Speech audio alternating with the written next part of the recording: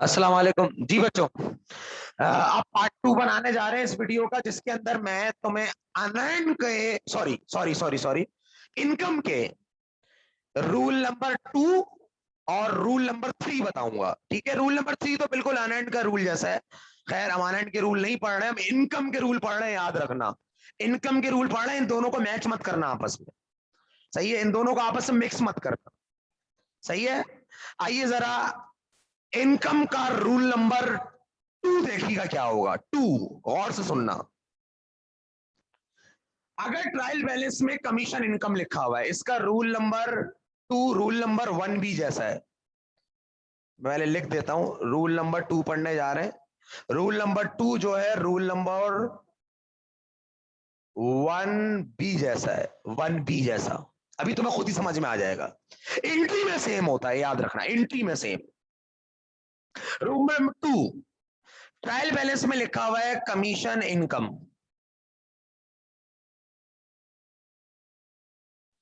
5,000, और एडजस्टमेंट में लिखा हुआ है एक्रूड कमीशन। एक्रूड। अब तुम सोच रहे होगे ये एक्रूड तो एक्सपेंस के साथ आता है। नहीं भाई, एक्रूड का सिंपल मतलब है वाजिब। अगर ये खर्चे के साथ है तो वाजिबुल अदा है, और अगर ये इनकम के साथ है तो ये वाजिबुल वसूल है। वसूल लेना है आपको, आमदनी हो गई है पर वसूल करनी है। अगर इनकम के साथ आ जाए तो, एक्सपेंस के साथ आ जाए तो ये एक्सपेंस पेबल वाली एंट्री होती है। ये याद रखना, इस चीज को बहुत और से सुनना। क्लियर है। ट्रायल बैलेंस में लिखा हुआ है एक्रूड कमीशन 1,000। अब हेड्स ऑफ अकाउंट डिफरेंस, अब हेड्स ऑफ अकाउंट डिफरेंट है, सेम नहीं है, फर्क नहीं निकलेगा। फर्क नहीं निकलेगा, फर्क नहीं निकलेगा। एक्रूड कमीशन हमारा रिसीवेबल है और ये हमारी इनकम है, फर्क नहीं निकलेगा। डायरेक्ट बोल रहा है तुम पे इतनी इनकम वाजिबुल वसूल है, डायरेक्ट एडजस्टमेंट बोल रहा है। फर्क नहीं निकालेंगे, फर्क नहीं निकालेंगे, फर्क नहीं निकालेंगे, याद रखना, फर्क नहीं निकालेंगे। अब सुनना जरा गौर से। ये सिर्फ एक्रूड कमीशन के नाम से नहीं आएगा, ये और भी नाम से आ सकता है, नाम लिख लो। एक्रूड कमीशन के नाम से आ जाए, या कमीशन रिसीवेबल के नाम से आ जाए,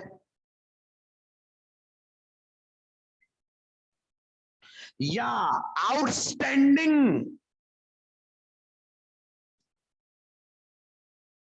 कमीशन के नाम से आ जाए, या कोई भी इनकम के नाम से आ जाए। हम तो कमीशन एग्जाम्पल ले रहे हैं ना।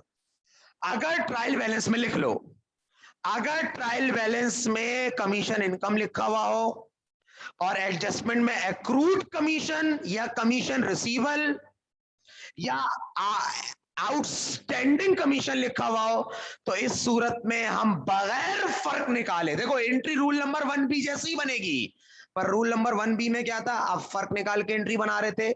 यहां आप बगैर फर्क निकाले एडजस्टिंग वाली अमाउंट की रिसीवेबल इनकम की एंट्री पास करेंगे। डायरेक्ट डायरेक्ट एंट्री वही होगी, लेकिन बस बगैर फर्क निकाले बनाएंगे। अगर ट्रायल बैलेंस में कमीशन इनकम लिखा हुआ हो और एडजस्टमेंट में एक्रूड कमीशन या एक्रूड लिखा हुआ हो इनकम के साथ, ऐसे तुम ऐसे लिखो।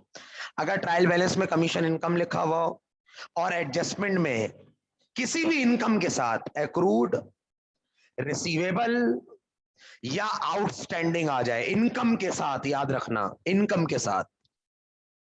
अगर ट्रायल बैलेंस में कमीशन इनकम लिखा हुआ है या इनकम लिखी हुई है और एडजस्टमेंट में कमीशन, तो हम एज एन एग्जांपल के तौर पे लिख रहे हैं, हम किसी भी इनकम के साथ हो सकता है। अगर ट्रायल बैलेंस के अंदर इनकम लिखा हुआ, इनकम लिखी हुई है और एडजस्टमेंट में एक्रूड, किसी भी इनकम के साथ एक्रूड, रिसीवेबल या आउटस्टैंडिंग लिखा हुआ आ जाए, अनपेड नहीं आ सकता कभी भी, क्योंकि कमीशन जो है वो आप पे थोड़ी करते हो, तो वसूल करते हो। सही है, तो अनपेड आ रहा है तो उसका मतलब है ये फिर कमीशन एज एन एक्सपेंस के तौर पे लिखा हुआ है, इनकम नहीं है ये। अगर ट्रायल बैलेंस में कमीशन, अगर ट्रायल बैलेंस में इनकम लिखा हुआ है और एडजस्टमेंट में किसी भी इनकम के साथ रिसीवेबल, एक्रूड या आउटस्टैंडिंग लिखा हुआ है, तो हम बगैर फर्क निकाले एडजस्टमेंट वाली अमाउंट की रिसीवेबल और इनकम की एंट्री पास कर देंगे। रिसीवेबल इनकम की एंट्री पास कर देंगे। डायरेक्ट एंट्री पास करूंगा 1000 से बगैर फर्क निकाले। कमीशन रिसीवेबल डेबिट,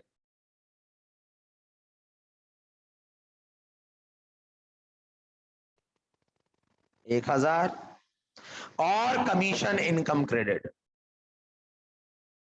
आप नोट करें ये एंट्री रूल नंबर 1B जैसी, सिर्फ फर्क क्या है, उधर फर्क निकाल के एंट्री पास कर रहे थे या डायरेक्ट एडजस्टमेंट वाली अमाउंट की एंट्री पास कर। दोबारा बोल रहा हूं, अगर ट्रायल बैलेंस में कोई इनकम लिखी हुई है, कम ज्यादा तो होता ही नहीं है, जब एड्स ऑफ अकाउंट डिफरेंट हो तो कम ज्यादा नहीं देखते आप। डायरेक्ट एडजस्टमेंट वाली अमाउंट से एडजस्टमेंट में जो लिखा है उसको, उसकी एंट्री पास करोगे। एडजस्टमेंट में यहाँ एक्रूड की एंट्री पास करोगे। एक्रूड याद रखना, ये एक्रूड खर्चे के साथ नहीं है, इनकम के साथ है। जब तो इनकम के रूल पढ़ा रहा हूं मेरा बच्चा।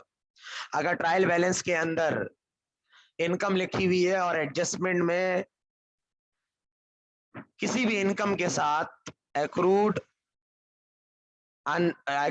आउटस्टैंडिंग या रिसीवर लिखा हुआ है, तो आप बगैर फर्क निकाले एडजस्टमेंट वाले अमाउंट की रिसीवेबल इनकम की एंट्री पास करेंगे। रिसीवेबल इनकम की एंट्री पास करेंगे। अब रूल नंबर 3, खुद डायरेक्ट बता दो मैं क्या एंट्री पास करूंगा। यहां लिखा हुआ है, आखिरी रूल है। अच्छा, ये रूल आप पढ़ चुके हैं आनंद के अंदर, तो मैं पढ़ाने की जरूरत नहीं, लेकिन फिर भी बता देता हूं मैं। यहाँ पे एडजस्टमेंट में डायरेक्ट लिखा हुआ है आनंद कमीशन 2000। ऊपर इनकम है, नीचे लाइबिलिटी है। आनंद लाइबिलिटी होती है, फर्क नहीं निकलेगा। डायरेक्ट एडजस्टमेंट वाले अमाउंट से मैं इसकी एंट्री पास होगी आपकी। ये रूल नंबर 3 है, रूल नंबर 1A जैसा, 1A जैसा। Rule number 3 rule number 1A जैसा, सिर्फ दोनों में फर्क क्या है, एक में फर्क निकाल के एंट्री बना रहे हैं, एक में बगैर फर्क निकाले। ट्रायल बैलेंस में लिखा हुआ है कमीशन इनकम 5000 और एडजस्टमेंट में लिखा हुआ है 2000। बगैर फर्क निकाले डायरेक्ट एडजस्टमेंट वाले अमाउंट से आनंद की एंट्री पास करूंगा, यानी आनंद को बढ़ा दूंगा। अब बताओ, आनंद को बढ़ाऊंगा तो कम किसको करूंगा, इनकम को ऑब्वियसली। एंट्री पास होगी commission income debit decrease in revenue 2000 और अनर्न्ड कमीशन को बढ़ा के। याद रखना, मैं कमीशन एग्जाम्पल के तौर पे ले रहा हूं, कोई भी इनकम हो सकती है। Commission income debit decrease in revenue और unearned commission credit increase in liability. ये आपके टोटल काउंट करो 4 रूल हो गए। 2 रूल है सेम हेड्स ऑफ अकाउंट वाले 1A 1B, और बाकी जो 2 रूल है वो है आपके डिफरेंट हेड्स ऑफ अकाउंट वाले, जिसमें एक रिसीवेबल वाली एंट्री है और एक ये वाली एंट्री है। क्लियर है मेरा बच्चा। ट्रायल बैलेंस अगर लिख लो, उसकी दास्तान गम लिख लो। अगर ट्रायल बैलेंस में इनकम लिखी हुई है और एडजस्टमेंट में उसी इनकम के साथ अनर्न्ड लिखा हुआ है, अनर्न्ड। अगर ट्रायल बैलेंस में इनकम लिखी हुई है और एडजस्टमेंट में उसी इनकम के आगे अनर्न्ड है, उसी इनकम का अनर्न्ड दिया हुआ है, तो इस सूरत में हम बगैर फर्क निकाले एडजस्टमेंट वाली अमाउंट से अनर्न्ड की एंट्री पास करेंगे, यानी अनर्न्ड को बढ़ा के क्रेडिट कर देंगे और इनकम को कम करके डेबिट कर देंगे। क्योंकि मैंने तुम्हें ये अनर्न्ड के रूल में भी पढ़ाया था। बेसिकली ये अनर्न्ड के रूल की है, लेकिन इनकम में भी आ जाती है। अनर्न्ड का बढ़ना, इनकम का कम होना। अब अनर्न्ड को अगर बढ़ाओगे, एडजस्टमेंट में जो लिखा है, जब सेम और जब डिफरेंट हेड्स ऑफ अकाउंट होते हैं, तो जो एडजस्टमेंट में लिखा है उसको बढ़ा दो। एडजस्टमेंट में अनर्न्ड लिखा है, अनर्न्ड का बढ़ना, इनकम का कम होना, ये तुमने पढ़ा है। तो ये आपके इनकम के रूल भी खत्म हो गए। अब हम जो भी एडजस्टमेंट के साथ फाइनेंशियल स्टेटमेंट करेंगे उसमें हम ये भी देखेंगे। क्लियर है? अल्लाह आपको अपने अमान में रखे। ये मेरी फर्स्ट ईयर बी और कॉलेज के बच्चों के लिए